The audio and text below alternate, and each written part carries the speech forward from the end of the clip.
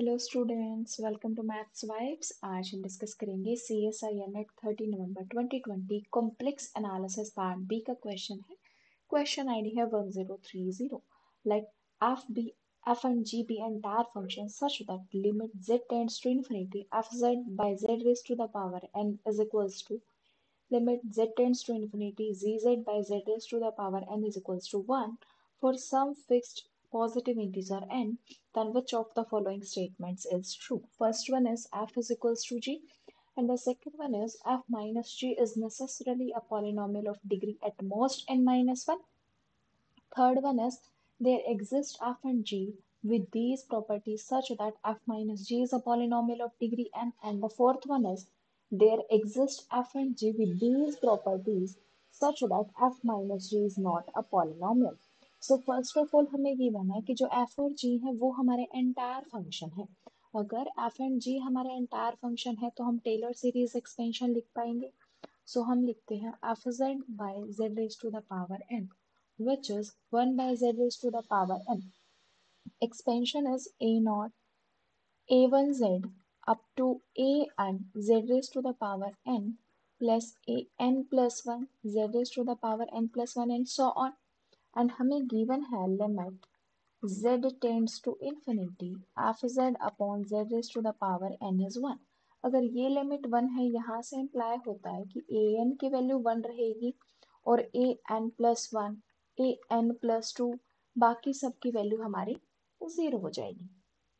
अगर ऐसा हुआ तो जो एफ जेड है वो हो जाएगा a naught a1z plus a2z square plus z raise to the power n. f is a polynomial, f एक polynomial है of degree n. Similarly g of z होगा वो आ जाएगा b naught plus b1z plus bn minus 1 z raise to the power n minus 1 and z raise to the power n.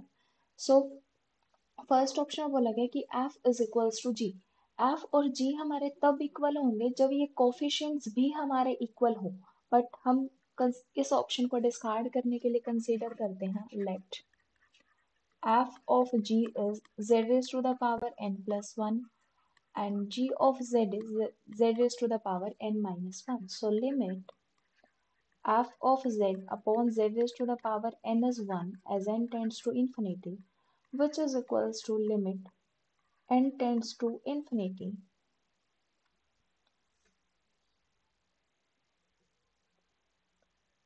limit not and z tends to infinity. Here also z tends to infinity.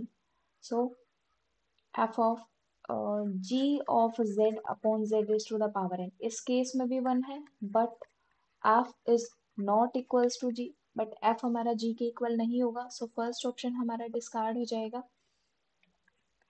Now आगे discuss करना है कि f minus जी के बारे में बताना है कि f माइनस जी पॉलिनोमियल होगी और होगी तो कितने डिग्री की होगी। So first of all f of z है हमारे पास a naught a1z up to a n minus 1 z raised to the power n minus 1 plus z raised to the power n.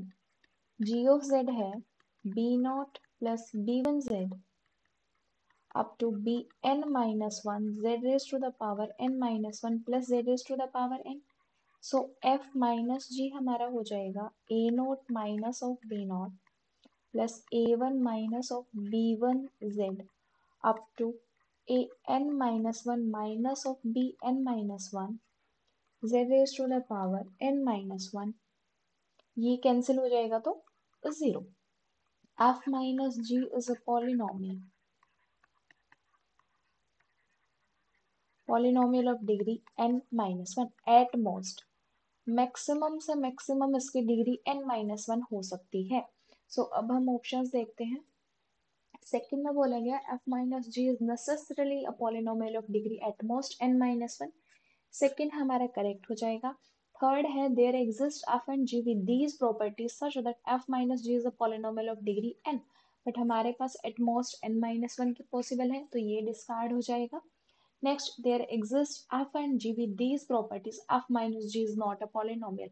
f और g दोनों ही हमारे polynomial function है of degree n, तो f minus जी भी polynomial ही होगी.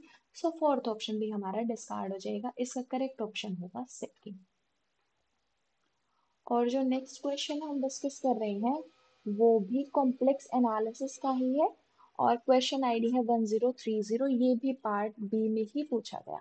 Late f be a holomorphic function on the disk z belongs to C such that mod z less than 2. Assume that only 0 of f in the closed unit disk z belongs to C such that mod z less than equals to 1 is a simple 0 at the origin.